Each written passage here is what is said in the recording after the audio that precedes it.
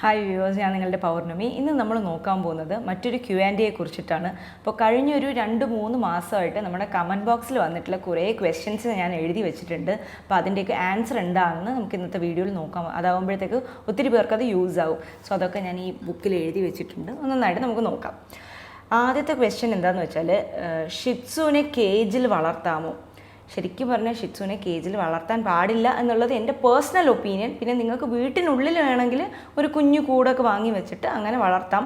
പിന്നെ അവർക്കത് ഓക്കെ ആണോ എന്നുള്ളത് നോക്കുക. ചിലർക്ക് ഈ ആങ്സൈറ്റി പോലുള്ള പ്രശ്നങ്ങളൊക്കെ വരാം. അപ്പോൾ അതൊക്കെ വരാണ്ടിരിക്കാനായിട്ട് കേജ് അവോയ്ഡ് ചെയ്യുന്നതായിരിക്കും നല്ലത്. കാര്യം ഈ ഷിറ്റ്സു എന്ന് പറയുന്ന ബ്രീഡിന് ഒരു കുഞ്ഞുങ്ങളുടെ സ്വഭാവമാണ്. അപ്പോൾ അവർക്ക് എപ്പോഴും നമ്മളെങ്ങനെ ചുറ്റിപ്പറ്റി നടക്കാനായിരിക്കും താല്പര്യം.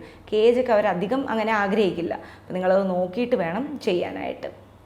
അടുത്തൊരു ക്വസ്റ്റ്യൻ എന്ന് പറയുന്നത്, എങ്ങനെയായിരിക്കും രാത്രി ചുച്ചുടൂടൂനൊക്കെ അവരെ പുറത്ത് ശീലിപ്പിച്ചാൽ എങ്ങനെ അവരെ പുറത്ത് കൊണ്ടുപോകാൻ പറ്റും? രാത്രി ഉറങ്ങുന്ന സമയത്ത് വീടിനുള്ളിലല്ലേ നിൽക്കുന്നത്, ഇതിനെന്താ ചെയ്യുക എന്നാണ് ചോദിച്ചിട്ടുള്ളത്. അപ്പോൾ നിങ്ങൾ പുറത്താണ് ശീലിപ്പിച്ചിട്ടുള്ളത് എന്നുണ്ടെങ്കിൽ രാത്രി മാത്രമായിട്ട് ഒരു കുഞ്ഞു പാഡിൻ്റെ ഒരു പീസ് കട്ട് ചെയ്തിട്ട് റൂമിൻ്റെ കോർണറിലായിട്ട് ഇട്ട് കൊടുക്കുക.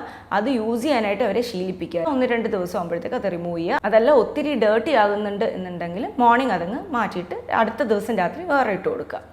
അടുത്ത ക്വസ്റ്റ്യൻ എന്താണെന്ന് വെച്ചാൽ, ഹ്യൂമൻസിന് യൂസ് ചെയ്യുന്ന ഹെയർ ഡ്രയർ ഡോഗ്സിന് യൂസ് ചെയ്യാമോ? ചെയ്യാൻ പാടില്ല. അതിൻ്റെ കാര്യം എന്താണെന്ന് വെച്ചാൽ, നമ്മൾ യൂസ് ചെയ്യുന്ന ഹെയർ ഡ്രയറിൻ്റെ ഹീറ്റ് വളരെ കൂടുതലാണ്. അപ്പോൾ അവരുടെ ഹെയറിൽ ഇത് യൂസ് ചെയ്യുകയാണെങ്കിൽ അവർക്ക് സ്കിന്നിന് ഇഷ്യൂസ് വരാം, ഹെയർ ഭയങ്കര ഡ്രൈ ആകാം, അവരുടെ സ്കിന്നിൽ ബേൺ ഒക്കെ ഉണ്ടാവാനുള്ള സാധ്യതയുണ്ട്. ഇനി അവരുടെ ഹെയർ ഡ്രയർ ആണ് യൂസ് ചെയ്യുന്നത് എന്നുണ്ടെങ്കിൽ പോലും ഫ്രീക്വൻ്റ് ആയിട്ട് യൂസ് ചെയ്യാൻ പാടില്ല. അടുത്ത് വെച്ചിട്ട് ഇങ്ങനെ വളരെ ചേർത്ത് പിടിച്ചിട്ടും യൂസ് ചെയ്യാൻ പാടില്ല. അടുത്ത ക്വസ്റ്റ്യൻ എന്താണെന്ന് വെച്ചാൽ, എത്ര മാസം മുതൽ ചോറ് കൊടുത്തു തുടങ്ങാം? 8 ആഴ്ച മുതൽ ചോറ് കൊടുത്തു തുടങ്ങാം. അടുത്ത ക്വസ്റ്റ്യൻ എന്താണെന്ന് വെച്ചാൽ, ഡോഗിന് അലർജി ഉണ്ടോ എന്ന് എങ്ങനെ കണ്ടുപിടിക്കാൻ പറ്റും? അതായത് ഒരു ഫുഡിന് അലർജി ഉണ്ടോ എന്ന് എങ്ങനെ കണ്ടുപിടിക്കാൻ പറ്റും? അത് കണ്ടുപിടിക്കണമെങ്കിൽ നിങ്ങൾക്ക് ഏതർ വെറ്റിനറി ഡോക്ടർ അസിസ്റ്റൻസിൽ നിങ്ങൾക്കൊരു അലർജി ടെസ്റ്റ് എടുത്ത് നോക്കാം. അതല്ലെങ്കിൽ നമുക്ക് വീട്ടിൽ തന്നെ ചെയ്യാൻ പറ്റുന്ന ഒരു കാര്യം എന്താണെന്ന് വെച്ചാൽ, നിങ്ങൾ ഉദ്ദേശിക്കുന്ന ഫുഡിൻ്റെ ഒരു കുഞ്ഞു പാർട്ട് ഇച്ചിരി എടുത്തിട്ട് അവർക്ക് കൊടുക്കുക. ഒരു 6 മുതൽ 24 മണിക്കൂർ വരെ നോക്കുക. അവർക്ക് ഒരു കുഴപ്പമില്ല, ഇച്ചിങ് ഇല്ല, റാഷസ് ഇല്ല, വലിയ പ്രശ്നമൊന്നുമില്ല, ഡയറിയ പോലത്തെ പ്രശ്നങ്ങളൊന്നും വരുന്നില്ല എന്നുണ്ടെങ്കിൽ അവർക്ക് അലർജി ഇല്ല. പിന്നെ ഡോഗ്സിന് പൊതുവേ അലർജി ഉണ്ടാക്കുന്ന കുറച്ച് സാധനങ്ങളുണ്ട്, അത് സൂക്ഷിക്കുക.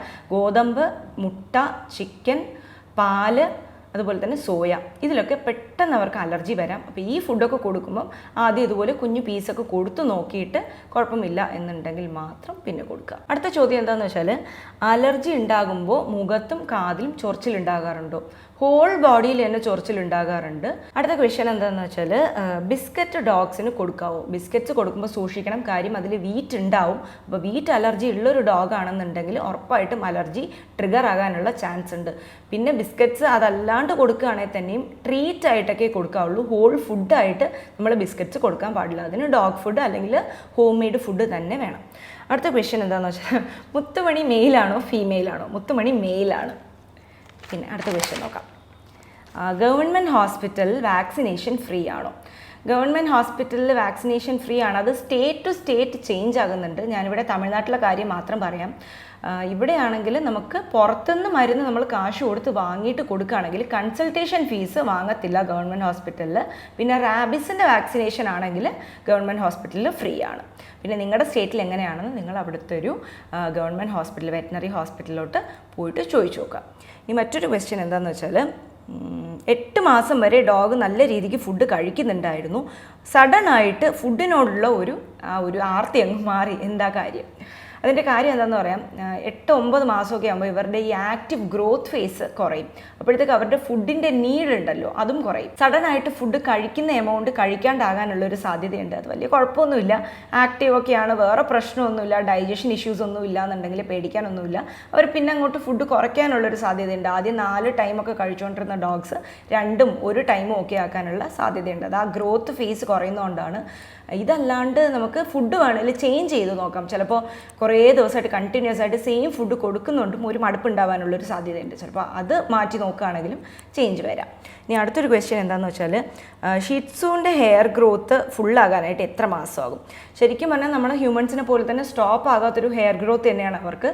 ഇത് നല്ലൊരു ഫ്ലഫി ലുക്ക് വരാനായിട്ട് ഒരു 3 to 4 months ആകും. പിന്നെ അഡൽട്ട് ഹെയർ, ആ ഒരു അഡൽട്ട് ഫർ മൊത്തത്തിൽ വരാനായിട്ട് ഒരു 9 to 10 months ആകും. അടുത്ത ക്വസ്റ്റ്യൻ എന്താണെന്ന് വെച്ചാൽ ഡോഗ് ഫുഡ് മാത്രം കൊടുത്താൽ മതിയോ? ഡോഗ് ഫുഡ് മാത്രം കൊടുത്താൽ പോരാ. അതിൻ്റെ കാര്യം എന്താണെന്ന് വെച്ചാൽ അവർക്ക് ആവശ്യമുള്ള ന്യൂട്രിയൻസ് മൊത്തത്തിൽ കിട്ടാനായിട്ട് ഈ ഡോഗ് ഫുഡ് മാത്രമായിട്ട് പോരാ. അത് മാത്രമല്ല, ഡോഗ് ഫുഡ് നിങ്ങളൊരു 3 ടൈമൊക്കെ കൊടുക്കുന്നത് നല്ലതല്ല. അതിൽ ആഡഡ് പ്രിസർവേറ്റീവ്സ് ഉണ്ടാവും, ആഡഡ് കളേഴ്സ് ഉണ്ടാവും.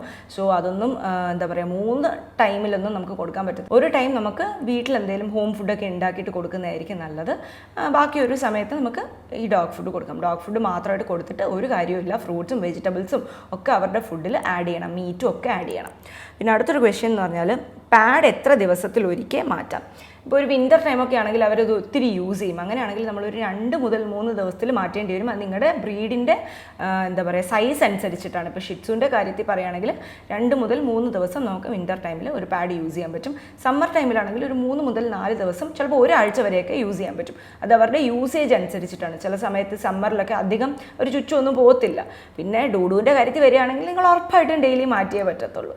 പിന്നെ അടുത്തൊരു ക്വസ്റ്റ്യൻ എന്താണെന്ന് വെച്ചാൽ വാക്സിനേഷൻസ് കൂളായിട്ട് സ്റ്റോർ ചെയ്യണോ? അതായത് ഫ്രിഡ്ജിൽ സ്റ്റോർ ചെയ്യണോ? അതെ, ഫ്രിഡ്ജിൽ സ്റ്റോർ ചെയ്യണം. കാര്യം മിക്ക വാക്സിനേഷൻസിനെയും പൊട്ടൻസി അല്ലെങ്കിൽ പോകാനുള്ള സാധ്യതയുണ്ട്. പുറത്തൊക്കെ വയ്ക്കുകയാണെങ്കിൽ ഡയറക്റ്റായിട്ട് സൺലൈറ്റ് കൊള്ളുകയാണെങ്കിൽ അല്ലെങ്കിൽ ഈ തണുപ്പില്ലാണ്ട് ആ മരുന്ന് പുറത്ത് നിൽക്കുകയാണെന്നുണ്ടെങ്കിൽ ഉറപ്പായിട്ടും അതിൻ്റെ പൊട്ടൻസി പോകും. അതായത് അതിൻ്റെ ഒരു വീര്യം കുറയാനുള്ള നല്ല സാധ്യതയുണ്ട്. അപ്പോൾ ഈ കമൻറ്റിൽ എക്സാക്റ്റ് ആയിട്ട് ചോദിച്ചിരുന്ന കാര്യം എന്താണെന്ന് വെച്ചാൽ, ഞാൻ മരുന്ന് വാങ്ങാനായിട്ട് പോയ സ്ഥലത്ത് പുറത്ത് നിന്നാണ് എനിക്ക് ഈ മരുന്ന് എടുത്ത് തന്നത്. പക്ഷേ ഇത് എൻ്റെ കയ്യിൽ തന്നപ്പോൾ ഒരു ഐസ് ബോക്സിൽ ഇട്ടിട്ടാണ് തന്നത്.